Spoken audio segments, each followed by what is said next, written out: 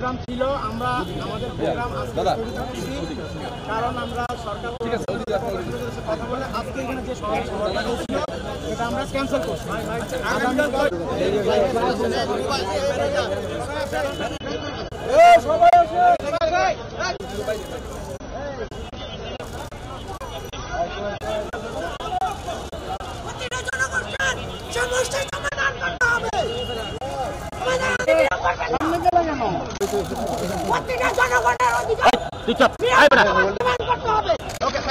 আগামীকাল বিকাল 3টায় আজকে আমরা স্থগিত করছি সমাবেশ, আজকে সমাবেশ স্থগিত করছি।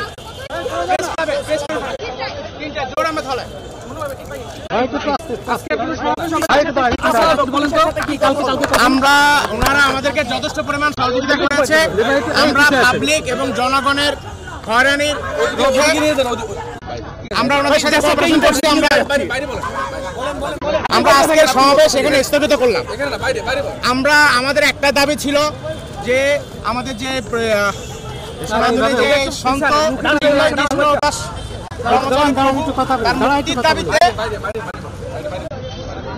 চিন্ময় কৃষ্ণ দাস কর্মচারী আজকে মুক্তির দাবিতে আমরা এখানে যে সমাবেশটা ডেকেছিলাম, আমাদের সাথে ওনারা আমাদের সাথে কোঅপারেশন করছে, ওনাদেরকে ধন্যবাদ জানাই।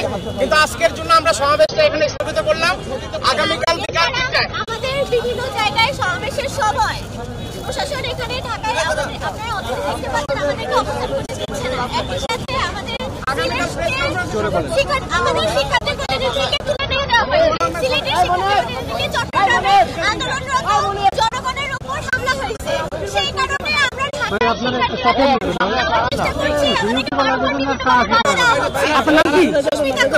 আপনার নাম কি ভাই?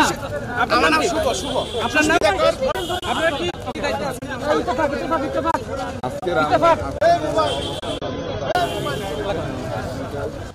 জাগরণ ঐক্য জোটের কর্মসূচি ছিল।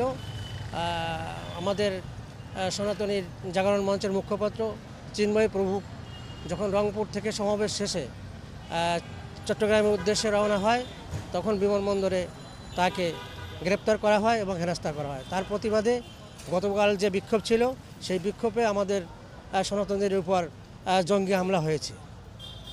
এই জঙ্গি হামলার প্রতিবাদে আজকে বিক্ষোভ কর্মসূচি ছিল। তাই আমাদের সনাতনী প্রভু চিন্ময় বাবুকে চট্টগ্রামে নেওয়া হয়েছে। জজ শরীফুলি কোর্টে তাকে উঠানো হয়েছে, জামিন নামঞ্জুর করেছে। সেখানে অত্যাধিক গণ্ডগোল হয়েছে এবং এই গণ্ডগোলের প্রেক্ষিতে আমাদের যারা আহত হয়েছে তাদের দেখতে আমাদের বিভিন্ন নেতৃবৃন্দ সকল হাসপাতালে তাদের খোঁজখবর নিতে গেছে। আমরা এই কারণের জন্য আজকের এই বিক্ষোভ কর্মসূচি, আজকে আমাদের সমাবেশ করার কথা ছিল, আমাদের ছিল গতকালকের যে জঙ্গি হামলা হয়েছে এর প্রতিবাদের বিক্ষোভ কর্মসূচি, অর্থাৎ শান্তিপূর্ণ একটা বিক্ষোভ কর্মসূচি চিন্ময় প্রভুর নিঃশর্ত মুক্তির দাবিতে। এবং আমি মনে করি বাংলাদেশের সকল সেনাবাহিনীর গোয়েন্দা এজেন্সি, পুলিশের গোয়েন্দা এজেন্সি এবং আমাদের প্রতিবেশী রাষ্ট্র ভারত সহ সারা পৃথিবীর গোয়েন্দা এজেন্সিকে অনুরোধ করব তারা যেন সঠিক তদন্ত করে দুষ্কৃতিকারীদের শাস্তির ব্যবস্থা করে। আমাদের মনে হয় প্রশাসন ভালো অবস্থানে থাকবে। প্রশাসন চায় দেশের মানুষ ভালো থাকুক, আমরা সবাই সুন্দরভাবে শান্তিতে বসবাস করি।